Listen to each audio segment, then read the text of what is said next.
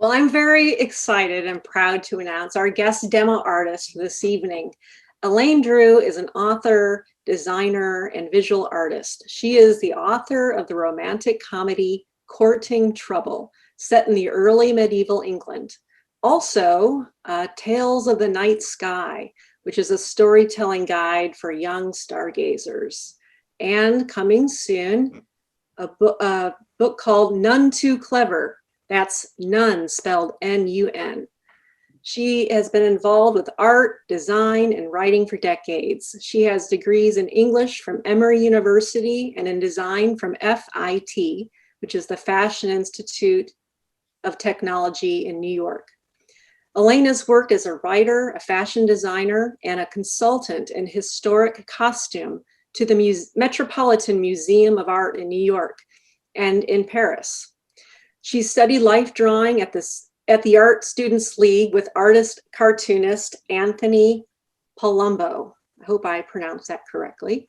Her interest in stories and her love of drawing led her interest in cartooning. Elaine is also known for her beautiful egg tempera and gold leaf paintings, which explore mythical and dream material, and they are really stunning. Elaine has also been interviewed on podcasts. She hosts her own blog, has had her Adobe Illustrator work published in the Adobe Illustrator CS6 Wow! Textbook, and more. So please help me welcome the multi-talented Elaine Drew. Okay, well, thank you so much for that lovely and generous introduction. I'm going to share my screen now and start telling you about comics. So, welcome to cartooning. Cartoons are about ideas and stories. If you've got a story to tell, this is a great way to do it. If you have an idea that you want to present in a punchy way, a cartoon might be just the thing. It's also a very fun thing to do to make cards for your friends or for Christmas, or it's just a lot of fun to play with. Cartooning jumpstarts creativity, and it's one of those things that's fun to play with. Style and content are so varied and so wide open that you can enjoy doing whatever you like. Here are some of the things we'll go over tonight. What kinds of comics are there? There are very short ones, there are medium length ones, and there are very long ones. And we'll take a quick look at some of the different kinds of comics just to refresh your memory, because I'm sure you've all seen tons of comics over your lifetime. Where did the idea for comics start, and where did the word cartoon come from? How do cartoonists manage to draw so quickly? We'll take a look at the trick they use to do characters and monsters and even sets. We'll look at some ways that you can get ideas for comics, and we'll look at the steps for storyboarding. And storyboarding is just a planning technique for a longer comic. So what is a cartoon? And speaking of cartoons that are fun for cards, this one was one that I used for a New Year's card. So as I was saying before, cartoons are very varied, and something like art, a cartoon is basically whatever the cartoonist says it is. So you can do whatever the heck you want. It's your cartoon and just go for it. So before we go too much further, we'll take a look at the different kinds of cartoons. There's the single panel gag cartoon, and those are things like Dennis the Menace or Blondie. There's caricature. There's the comic strip or the comic. There's a zine, which is a very short, brief comic strip or brief little comic. And then there's the longer graphic novel. We'll look at examples of some of these. So here's a comic that is a political satire. That's one kind of gag cartoon. Okay. So there's social commentary. Another type of single panel gag cartoon is strictly for laughs.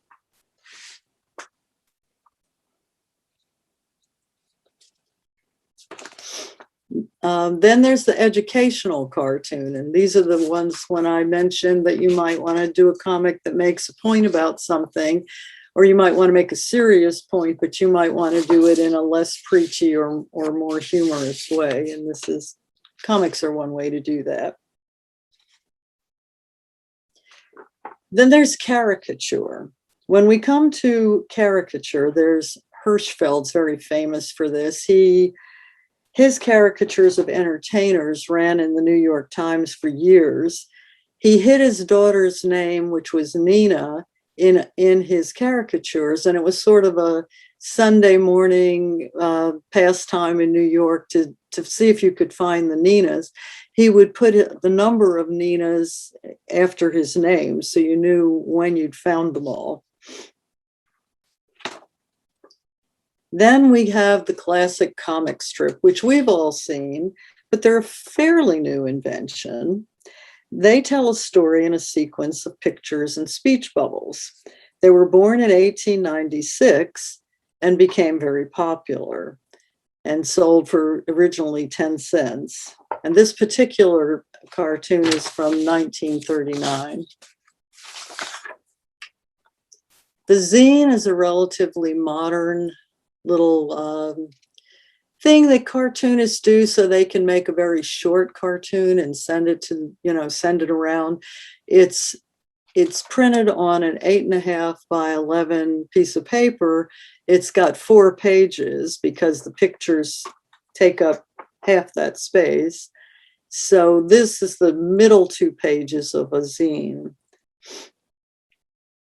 And this is something that I'm going to use later when I walk you through the steps for storyboarding. Then we have the longer graphic novel. It's a longer comic strip, sometimes with a serious storytelling intention. They're often aimed at adults rather than children. This form became popular in the 1980s. And the example here is by the cartoonist Jules Pfeiffer. It's a 148-page hardcover book. So where did comics come from? If we look back through history, we can see things that weren't comics exactly, but they used the same idea. There were embroideries that told stories. Drawings that were used to prepare for other work gave us the word cartoon. If you look at medieval illuminations, you'll often see drawings in the margins that really could pass for cartoons.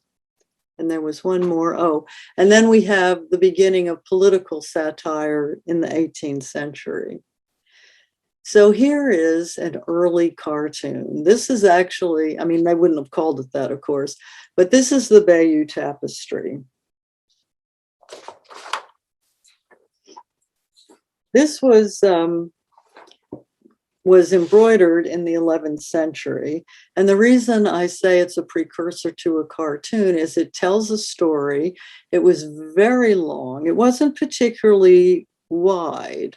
Like, it's about the length of my arm, but long enough to wrap around the inside of a cathedral, and told the story of the Norman conquest of England. And it combines texts and pictures. So the text tells you kind of what's happening, and then it's illustrated. So to me, it's very similar to a cartoon. And this is where we get the word cartoon from something that was done as a preparation. So it could be a preparation for a fresco or an embroidery or a stained glass window or a painting. And basically the design would be thought out and drawn and then transferred to whatever support it was going to be put on in the end. Here we have an illuminated manuscript picture. And honestly, I think this picture pretty much could have been painted yesterday. It's very contemporary in feeling, and it looks to me very much like a cartoon. In the 18th century, we saw the rise of political cartoons, the first popular satire. This example by William Hogarth shows how complex they could be. This print pokes fun at the newly rich merchants, the newly poor aristocrats, and the convenient, unromantic marriages between the two. In the 20th century, we see the one-panel gag cartoon begin. This one's from 1925, and it's done by Peter Arno for The New Yorker. The editor encouraged Arno to show city life by drawing plausible situations with authentic backgrounds. Even though showers were new at the time, I'll leave it to you to decide how plausible the situation is. And we'll end our little brief overview with some contemporary cartoons. As you can see, subject matter and style vary considerably.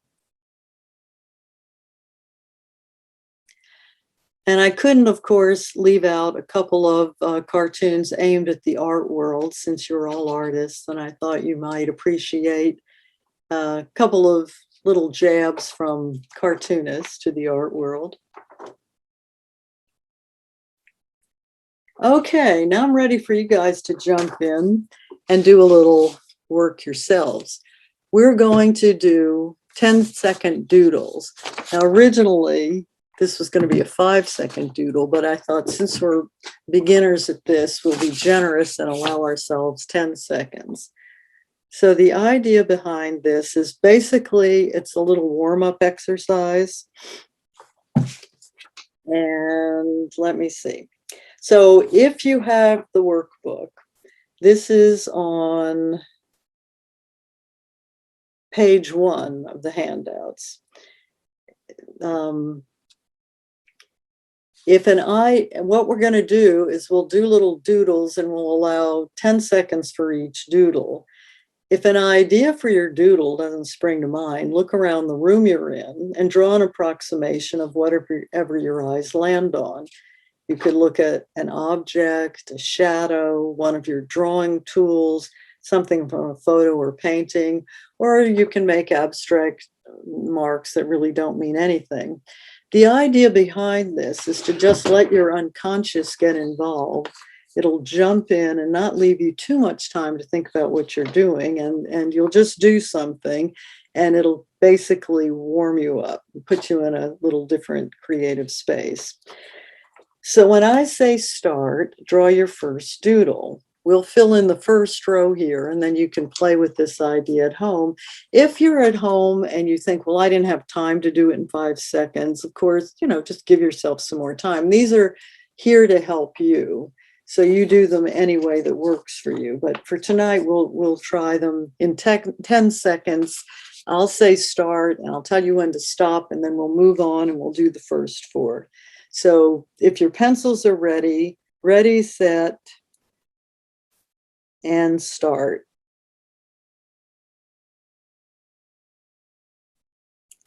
And stop, and then get ready. We'll do the next one. Start.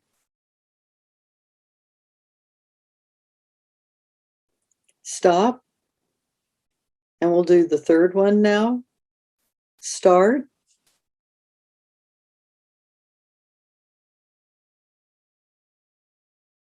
And stop. And now the last one.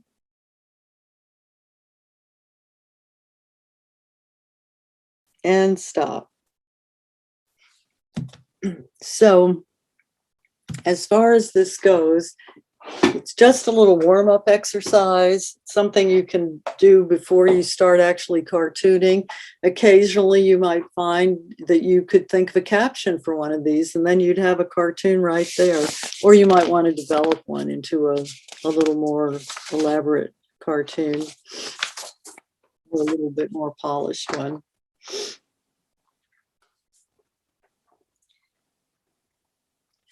Now we're going to take a look at the way cartoonists some approaches they have to drawing their characters.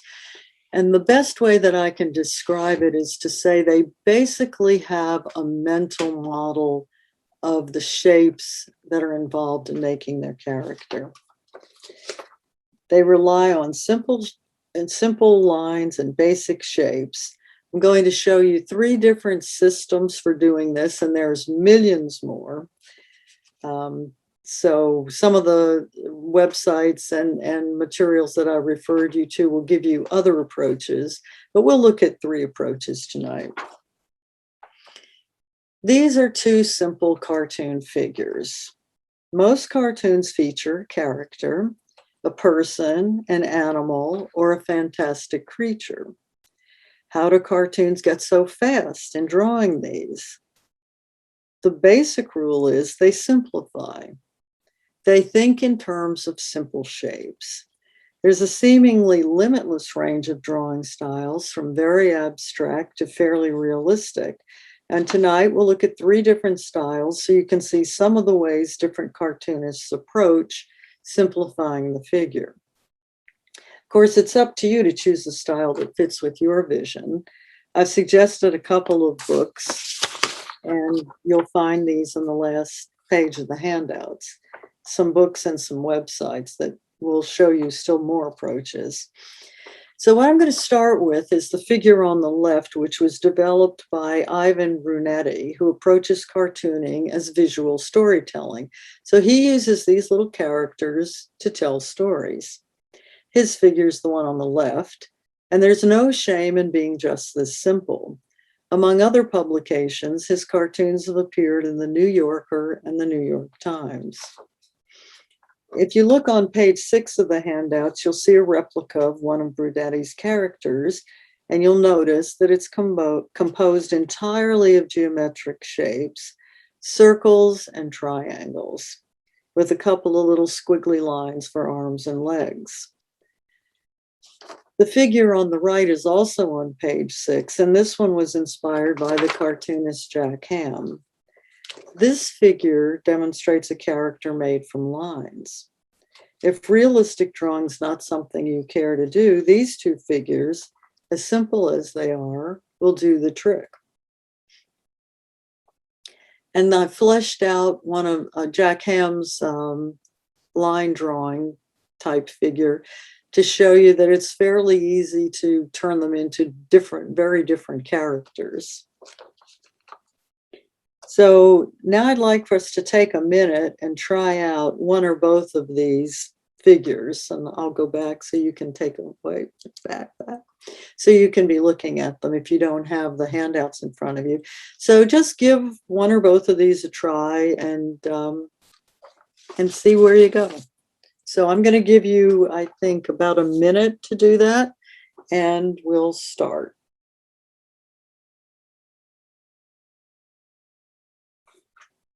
And stop.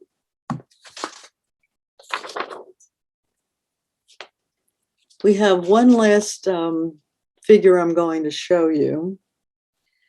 And this one is a little more complicated. I've included it in your handout, so if you want to give it a try at home, you have the reference to do that. This is the model created by Anthony Palumbo, and he's an artist and cartoonist who I studied with at the Art Students League in New York. This figure is excellent as a guide to the body's proportions, and it can be developed into a realistic looking figure. This is on page 8. If you want to try it out at home, you can, work your way through it. As you study the figure, you'll notice that each part of the body is expressed in terms of a basic measurement that Palumbo calls the buttock mass, and that's the area in the hip region with the great big B on it. So all of the proportions are scaled according to this mass. And the body parts can be moved around the circles that express the joints, such as the knee, ankle, wrist, elbow, shoulder, and hip. And I've included this. This is a couple of pages from my sketchbook where I use Palumbo's method as a basis for coming up with figures. So this is from a very small sketchbook. It's 5 1/4 by 8 1/4. And if you're wondering about materials, it's the Moleskine Art Collection sketchbook. And to color the sketches, I use Faber-Castell's Pitt Artist brush pens. Each of these little drawings is only about 2 1/4 inches by 3 1/4 inches. So on a 2-page open spread, I get 8 drawings. And some of these I work up into illustrations later. And there's a lot of this, or a little bit more of this anyway, work on my website for anyone who was curious to see more. All right, now we're going to look at how we might get some ideas for comics. Because we have some idea how to draw a figure, so now we want to do something with it. So as you've probably noticed, the subject matter and the style of cartoons are wide open. So this invites you to exercise your creativity in your way. We don't have time to try all the exercises in the workbook, but I'm going to go through and explain them so that you can try them at home if you want to have a little fun with cartooning. So one exercise that you can do that's very helpful is to draw your day. This is another way to get your ideas flowing and find some subject matter. Cartoons like Peanuts or Blondie and Dennis the Menace, Kathy, they rely on this kind of everyday material. This is a scan of a couple of pages from one of my sketchbooks. You can see I did some doodling on the left, then I drew some scenes from my day. In one, I'm celebrating our anniversary with my husband. In the 2 scenes on the right, I'm just making my morning coffee and I'm drawing at my desk. So you can say to yourself, there's no such thing as not being able to think of something to draw, because just draw what you're doing and you're always doing something, so you've always got an idea. There's a lot of benefit to devoting time every day to working in a sketchbook. I do a sketch every morning with my first cup of coffee. And I think having a trigger like, okay, I'm making coffee, so that means I go sketch. Just something to get you in the habit is very helpful practice for an artist. And on page 2 of your handouts, there's some frames to try out this particular idea. And this is a little rough cartoon that I drew based on just that kind of an idea. I drew my activity for the day. So in this case, the activity was a writer's conference, and the session went over ways to make our social media profile picture stand out. So the instructor asked us all, what's the most popular category on Instagram? And all the students called out cats. So she said, so add a cat to your profile picture. So my little person, my little character here, thinks about that and says, oh, I've got it. So she puts this grouchy looking cat on her head, and she has her new, very compelling profile picture.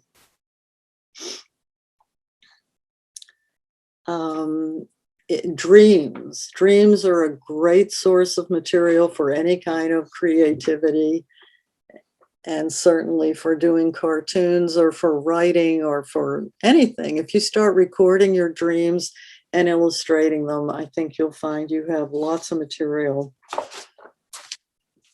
to work with. We're going to have a little fun now playing with something called the 3-step idea generator. So we're going to go a little further with how we get ideas for cartoons. At the heart of most cartoons is a surprise. So the exercise we're going to try now is to create this sort of surprise.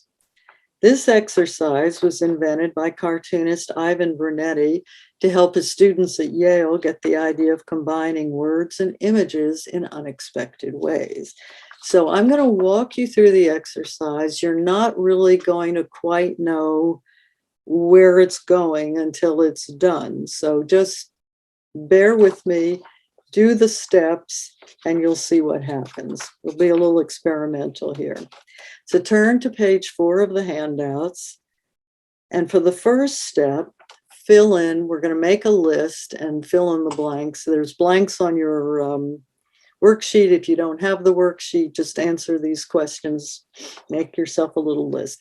So the first thing is something you overheard in public. Now, we're not all getting out these days, so it could be something you heard on TV or something you remember having heard.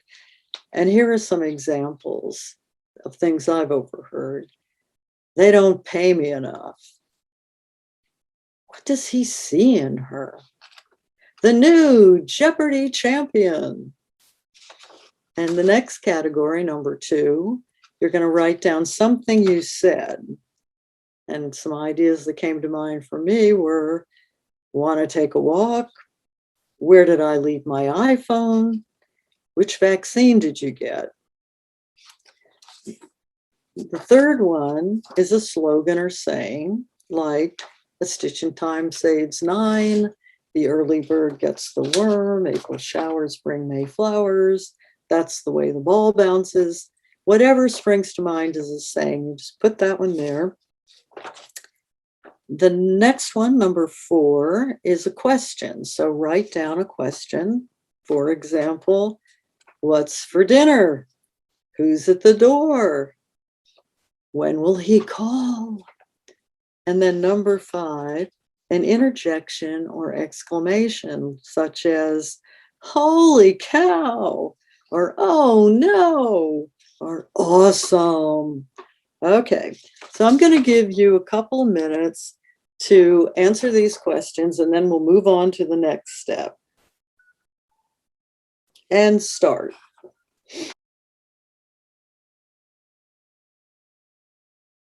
And stop.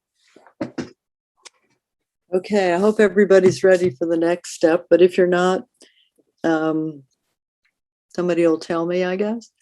We're okay? Okay, so I'm going to show you now, just as another example, what I came up with for this step. Let's see. Oh.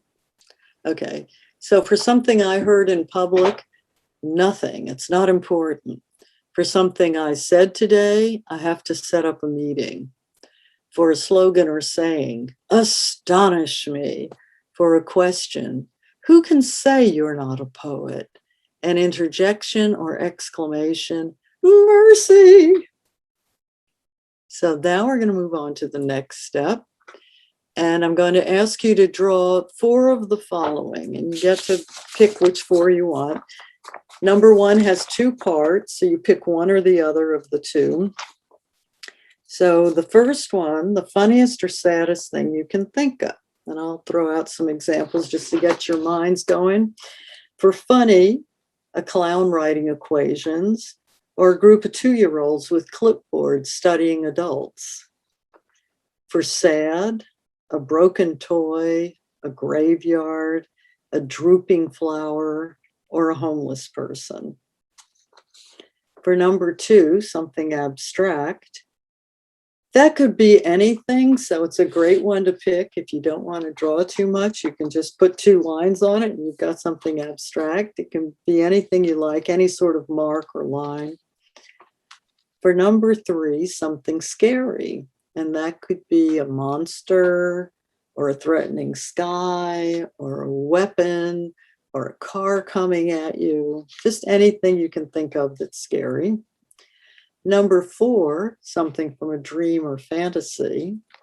I think I've dreamt a lot recently of falling off a cliff, so that could be something, but anything like that, anything you have dreamt or remember is in that category. And then number 5, something you saw today. And perhaps it's something you saw on a walk or around the house or dropping off the children or going to the grocery store. Could be something you saw in a book or on television.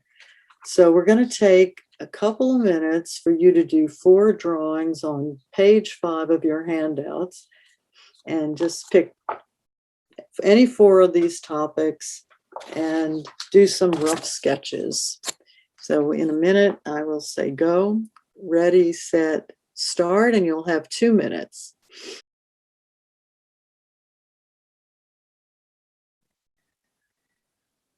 And stop.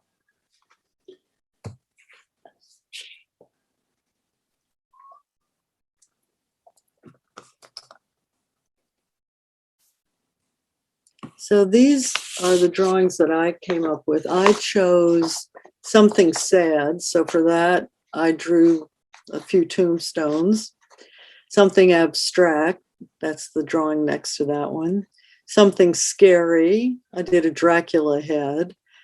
And something I saw, and I went for a walk. It was a very windy day, and I saw the wind just pouring through the trees and the leaves coming down. So let's see.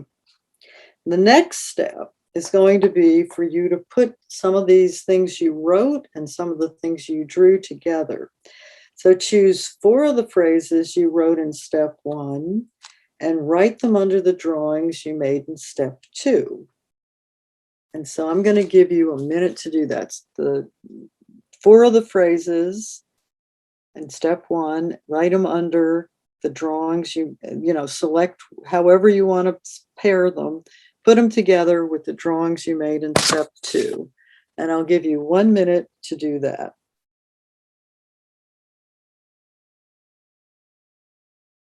And stop. So now, for the purposes of demonstration, I'll show you how I paired them. So under the 3 tombstones, which is my sad drawing, I put, I have to set up a meeting. Under the abstract drawing, I put, who can say you're not a poet? Under the scary looking vampire guy, I put, nothing, it's not important. And then the trees that are losing all their leaves are saying, mercy. So I hope that you had a little fun with that, and I hope you'll play with it at home as a way to come up with some ideas. I do this exercise every now and then, and even though I know what's coming, I'm always surprised at the way it comes out, and it's fun. It's something to get your ideas going. So for the final segment tonight, I'm going to talk about storyboarding. Let's see. Storyboarding basically is a way to organize your thinking for a little bit longer project. And this, of course, is real necessary for a longer cartoon. It could be helpful, I think, though, also for writers, just to get some idea of the flow of their books. And it's an interesting process. It's helpful for thinking through complex sequences, like the plot of a longer comic or a novel. And also filmmakers use it in order to plan out the scenes in their films. And some filmmakers are really quite good artists and just draw each frame of their film before they shoot it. A many panel cartoon could be a short comic or a very long graphic novel. And of course, this is the most complex of the cartoon types. I was surprised when I first learned this at how much thought went into making a cartoon. I guess I had this mental image that it was, smart alecky boys just sitting around doodling. And I found out that they work very hard and that they're very precise in their thinking. So I'm going to walk you through the steps and you'll see the process of making a storyboard. Planning is the key to doing a multi-panel cartoon. Your first step is to write the script. And we'll take a look at that and the elements that go into the script. The next thing you do is draw some thumbnails, which is kind of the equivalent of a rough draft of the art, basically. Then you polish up your thumbnails and develop them into line work, values, and actual pictures. When you've got your pictures done, then you pencil in the text. And the last thing you do is ink in the text. So this is what a sample planning worksheet looks like. And this worksheet, I gave you a copy of it in your workbook, and it's on page 9. So if you want to play with this idea, you've got a little something to go on. So when we're looking at this, we're looking at the process for planning one page of a multi-panel cartoon. So this particular cartoon has 4 pictures, or 4 frames, 4 panels on each page. And so this is set up to correlate to one page of the cartoon. And each panel has a place for you to describe the action and the setting. So basically, where are you in the cartoon and what's going on? Sound effects, if you have any, and the dialogue. So for our example, this is the first page of the cartoon we're using as an example. And the panel description, it says, the first panel, we see a view of the maiden in a tower. A sassy and lusty young maiden is imprisoned while her father tries to arrange her marriage. The maiden says, "I don't want to marry." And the father says, "If you didn't go around chasing every warrior in cross-gartered hose, I wouldn't have to lock you up." And then we go on to the next panel. Now the father actually dotes on the girl, so he doesn't want her mad at him. So to appease her, the father sends the maiden gifts. He gives her a tiny snake and a small golden apple. And he's thinking to himself, "I'll cheer her up with gifts." And the maiden yells, "You've ruined my life." Then we switch in the third panel to a view inside the maiden's room. The snake has grown into a fierce dragon, and the apple has become huge. And the maiden says, "They grow up so fast."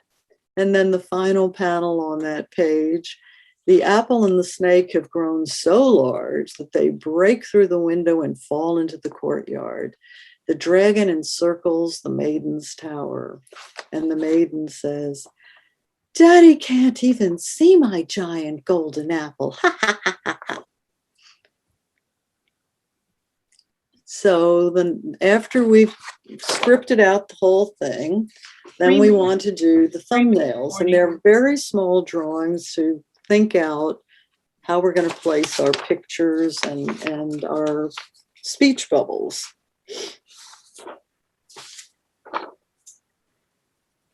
These rough sketches are made to clarify your thinking and to give you an idea of the design flow of the piece.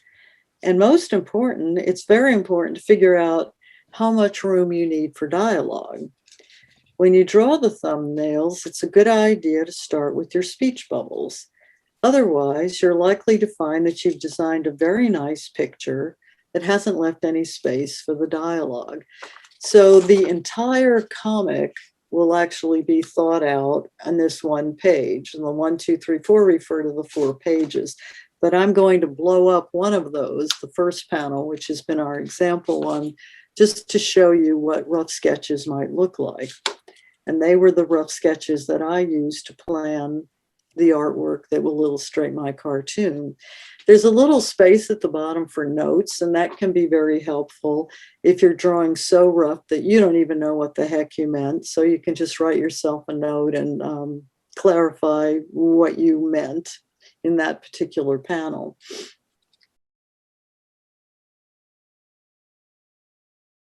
So the next step after that is to finish up your art and make it, a little more polished and finished and ready for your cartoon, and work on your values to, get the right relationship.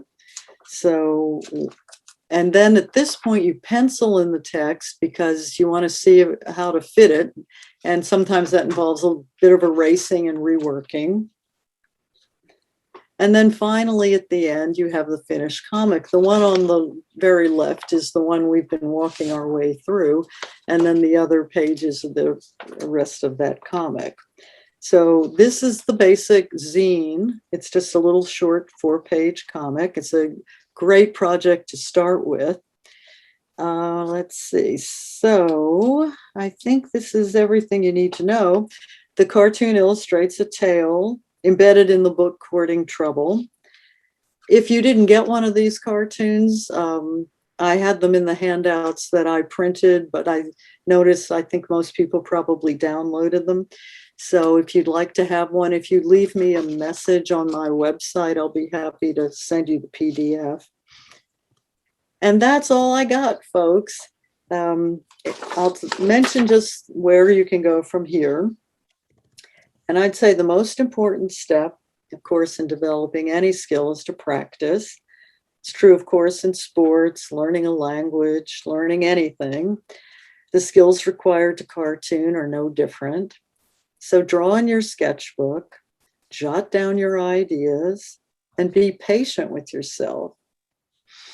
For suggestions about resources that can help you develop your cartooning skills, take a look at the reference material on page 11 of the handouts and have a little fun with it. It's just something that you can do for fun. It doesn't have to really produce anything. It's just a great way to entertain yourself on a rainy day. So that's all I have. And if you guys have questions, I'm happy to answer them.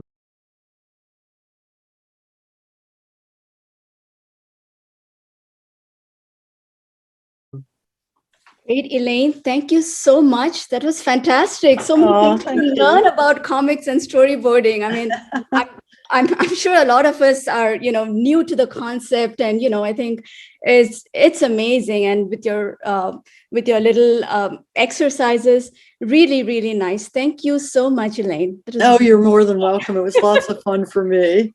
Yeah. So there are a few comments and questions for you, which I'd like to read out. So one is a compliment. People really love the way you do your figures and your cartoon characters, and they love how you use your sketchbook to do the whole thing. So so I thought you should know that. Oh, thanks so much. Yeah, and I particularly love the fact that how you talked about because a lot of us are probably landscape and floral artists, and many of us like me can draw a figure. But when you say that it can be sometimes as simple as drawing geometrical figures into putting the whole character together, I thought that was very helpful. Oh, so, good. Yeah, great. Well, the thing that I think people don't often learn from a lot of, various art classes I've attended, is how to have a mental model. And that was why I was so grateful I had Anthony Palumbo, because a lot of teachers say, oh, draw what you see, draw what you see. And Anthony would say, don't be confused by what you see, to draw quickly and to have a kind of feel for a figure, you need to have a mental model of that figure before you begin. Otherwise, you're just drawing bits and pieces, and it doesn't really ever quite fit together. Absolutely. If you know what I mean. Like one part will be too big, one part will be too small. You kind of have to have that mental model before you begin. Great. Now, when you do these figures, do you care about how similar they have to look from one grid to the other? Yes, I do. And that's tricky. But right. one thing that helps a lot is to dress them the same throughout the whole thing. Right. And if you're using color, to put them basically in the same color throughout the whole thing, then people know, even if it doesn't look exactly the same, there is really some leeway. Have the same hairstyle, Right. You know, if they have a particular feature like a big nose or a mustache or a beard or something, keep that. And you can get away with a lot. I mean, I've looked at a lot of comics where you know who it is, even though from frame to frame it doesn't look exactly the same. But, Right. yeah. But I think the clothing helps a lot.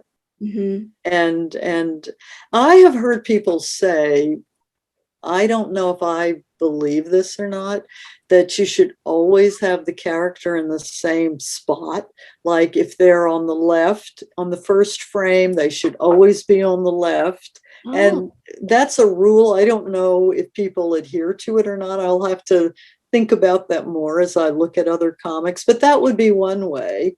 Right. You know, if you got the figure on the left, the first frame, just always have them on the left. Right. Great, Elaine. All right. There's a question. Where do you find your inspiration for your characters? Well, I've been working a lot. I don't know why. I just seem to be as a person stuck in the Middle Ages. And it seems like everything I do, like if it's embroidery, I do embroideries from the Middle Ages. If it's painting, egg tempera, very medieval. And writing, I write about people in the Middle Ages. But what I love about that period and getting to the point of inspiration is there's so many great stories. And if you read the stories of the era, they're very inspiring. The tales and the myths and the things they believed, they're very much, believe in all kinds of things that we would consider silly today, like magic and witches and spirits of all sorts, but it's fun to play with. So that's kind of where I get a lot of inspiration, is from that era. Awesome, Elaine. Thank you. But one thing I'll suggest, if you're looking, like, let's say you get up in the morning and you say to yourself, I'm going to draw something today, and then you sit down and you say, oh, what to draw. Take an art book, open it up. The first thing you see, pick something from it, the first picture, and draw that. And you'd be surprised. It will still come out to be you. It's not going to be, it won't be what's in the book, right, but it'll be something that's a little interesting, so it's just a way to jog your creativity. Perfect, Elaine. Thanks. One more. Do you make your own egg tempera paint? Yes. You do? Yes. But when I do illustration, I work in gouache. And gouache, to me, honestly, has all the good points of egg tempera and not so many of the drawbacks. And the other thing that I find is with the Faber-Pitt Castell brush pens, very similar to working with egg tempera, because it's a layered thing. And basically with egg tempera, you're working very fine strokes of color. And with these brush pens, you're usually working in strokes of color and you can layer them.